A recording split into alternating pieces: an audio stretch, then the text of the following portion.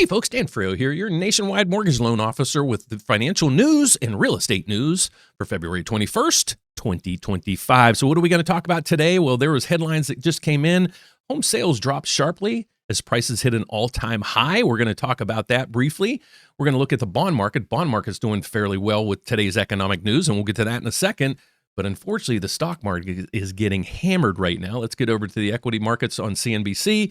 And the Dow Jones is down over almost 400 points. And the culprit behind that is United Healthcare is now under investigation for their pay practices. So that's what we're going to talk about. So let's get to the economic calendar we have for today. Only a couple items came out. Manufacturing came out, and it was we'll say it was right in line. We have the servicing index came in. It was a little light. And then existing home sales. That's what we're going to talk about. It fell off a cliff. So let's get over to home sales. First thing we want to see through here is previously owned homes fell 4.9% in January. Now, it's not prices, folks. It's the number of sales. And I've been saying this for years. I'm like, the number of sales is going to dramatically drop, but you're not going to see really a decrease in home prices. Was I right? Well, let's continue to go down through here. There are 1.18 million homes for sale at the end of January, an increase of 3.5%. The median home price of houses sold in January was $396,900. That is up 4.8% from last year. So you've been being told that home prices are going to crash, and I would expect, these people that are telling me to know what they're talking about. So unfortunately, we didn't have that housing price crash. I'll be the culprit. I've been saying mortgage rates should be easing into this cycle, and basically once the Federal Reserve cut rates in September, rates went up 100 basis points. So what is going on? So let's take a little bit of a deep dive into this. Let's go into an interview over at CNBC. This is a home builder, and they're on the kind of the upper end echelon in the home builder sphere. But let's get his take on what they're seeing in the markets right now. And then when we come back, I'm going to go over more financial news and also critique what he's saying. And then at the end of part of this video, I'm going to give you my take on where I think rates are going to be over the next couple weeks. So without further ado, let's get over to the home builder comments. Take it away, CNBC. Joining us now is Doug Bauer. He's the CEO of Tri Pointe Homes, and Tony Malkin, the CEO of Empire State Realty Trust. Welcome to both of you. Doug, it's great to have you here. And, there's so many things to unpack. Okay, is that one guy on the right side of the screen? Does he look like Mel Gibson? Just saying. But more broadly, it was the best of times for the home builders just a year or two ago. And now, I don't want to say it's the worst of times, but the mood has certainly shifted. Yeah, Kelly, thanks for having me on. Let me just break it down into three components, supply, demand, and the consumer. When you think about the supply, demand of housing, we've been undersupplied for years. There's an argument that we're millions of homes underbuilt, and we still have the lingering effect of the locked-in resale market, which isn't trading about roughly over 1 million homes a year. On the demand side, we have the millennial and Gen Zs, which are undisputed early innings, a lot of demand there. So that's kind of the supply demand. And then you flip to the consumer and the consumer sentiment.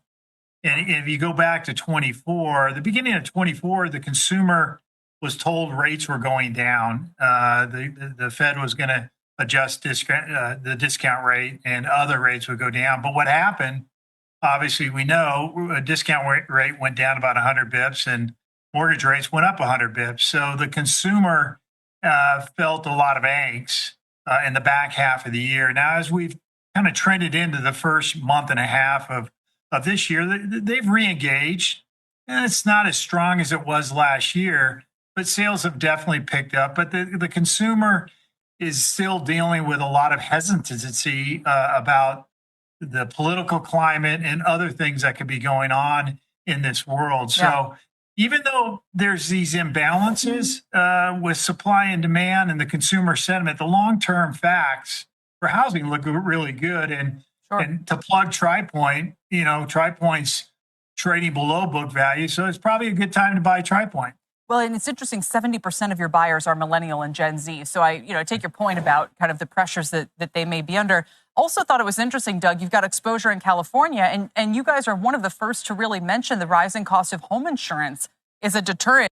So this is where I want you to pay attention as well. So if you're navigating the home buying market in 2025, one of the first things I want you to do is call your insurance agent, the one you have your car insurance with or whatever other insurance is with, and just tell them, I'm looking for a house. Here's where I'm kind of looking at in the price ranges. Get an estimate of how much the homeowner's insurance would be. And the reason why I'm telling you that is over the last 10 years, say, when I'm taking an application, we really don't know the person's homeowner's insurance. So I usually plug in like 120, 130 bucks a month. That was usually kind of in the range, 1,500, 1,800 bucks. Now, a lot of the insurances, especially in California, Florida, those areas, it might be $3,000 or $4,000. So that could be add another 200 bucks to your mortgage payment. So pay attention, do your due diligence. And before you do anything, if you're kicking the tires to buy that first house, please check with your insurance agent so you can get through this piece that he's talking about. And Wedbush said they think it's the first time this issue has been called out. So it's obvious to any of us, out here in the real world that, of course, these rising insurance costs are going to be a factor. Is it California specific or is it broader?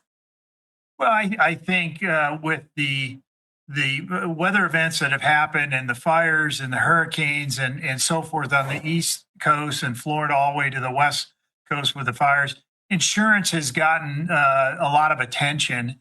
And so we, with our Tri-Point Assurance Agency, we have the ability to help our consumers get to the right insurance needs. So it is a big focus of ours because the cost per month has gone up, but it's still very much available to our consumer. Yeah, and you have a lot of pockets of strength that you've talked about. Even Austin, we're always curious about some of those markets that were really hot in the pandemic and then have cooled down somewhat.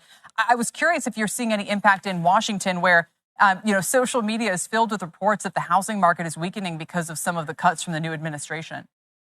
That's a great question. And we were just talking about that at our board meeting. And I was talking to our division president, DC Metro.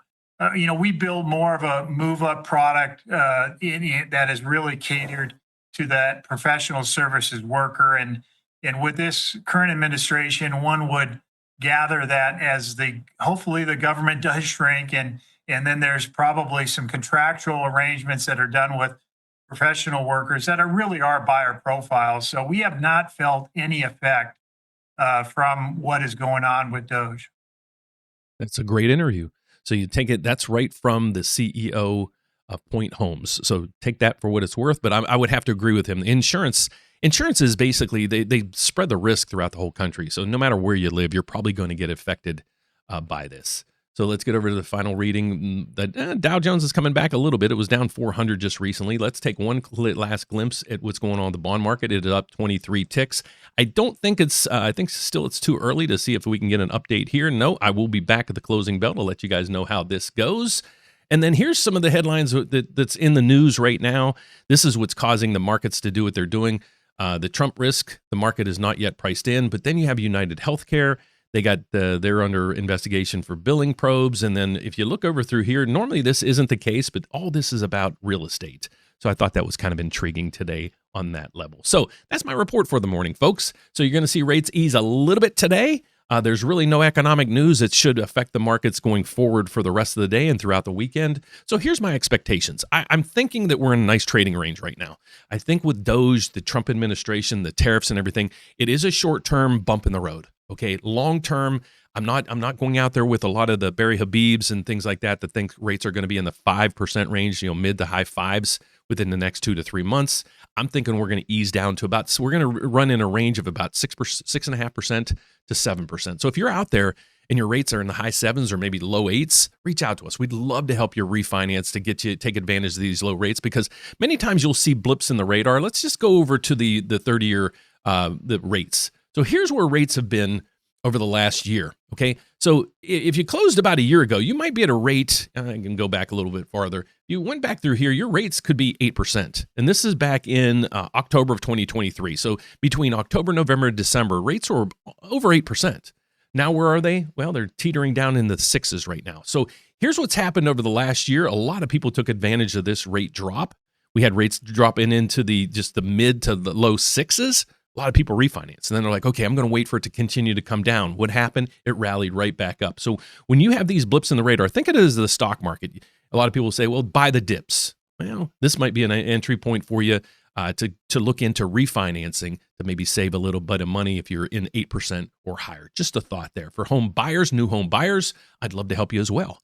So how do you reach out to me? What do I do? How do I do things? Because our slogan here is one application, one credit pool. We're going to shop your loan over 30 different lenders. Now, how do we do that? And nobody else is doing that for you. Well, the first thing I want you to do is here's my public service announcement. If you sign up for the do not call list, you probably are going to want to sign up for this as well. This is actually do not sell my financial data list. And don't hesitate, folks. I talk to people every day and I'm like, hey, did you do the opt-out pre-screener? They're like, no, I saw it on your video, but I just haven't had time to it. Guys, you're going to thank me when this comes. What happens is when I pull your credit report, or if you're looking for a home, or you're looking for a car even, when the financial institution pulls your credit, what happens is that data is then sold to other financial institutions and sometimes whoever wants to buy this stuff. So if you want to stop that, just fill out this form. You're on your way. So that's that. So now, who am I? What do I do? Well, my name is Dan Frio. I'm hopefully your nationwide mortgage loan officer for life. Here's what I do. I work at People's Bank and Trust, a federally licensed bank. So I'm federally licensed throughout the entire country as well as Puerto Rico.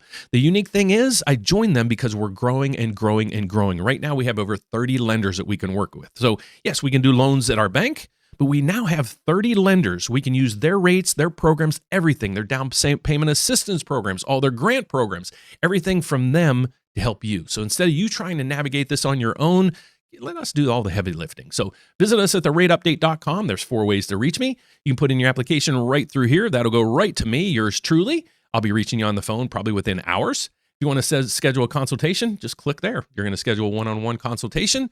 If you're looking to refinance at some point, we did add this trigger point right in here. If you're looking to refinance, plug in your information. Just click that button right there, plug in your information on what rate you're looking for. Now be realistic. What rate you're looking for if it would, if it got down to that level, what would it take for you to refinance? So we have many people right now at 8%, 8.125% that we're locking them into, maybe high 6s, low 7s, saving them a lot of money. So if you want to check it out, just click that for the RateWatch. You can get on our list there. But if you want to reach out to us directly, there's a couple different ways. Our phones are working finally.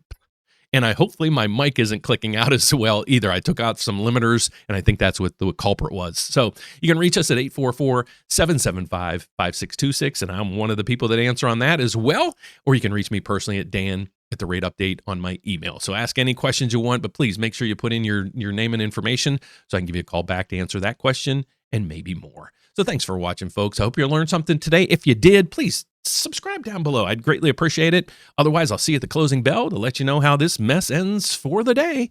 Take care. See you then. Bye-bye.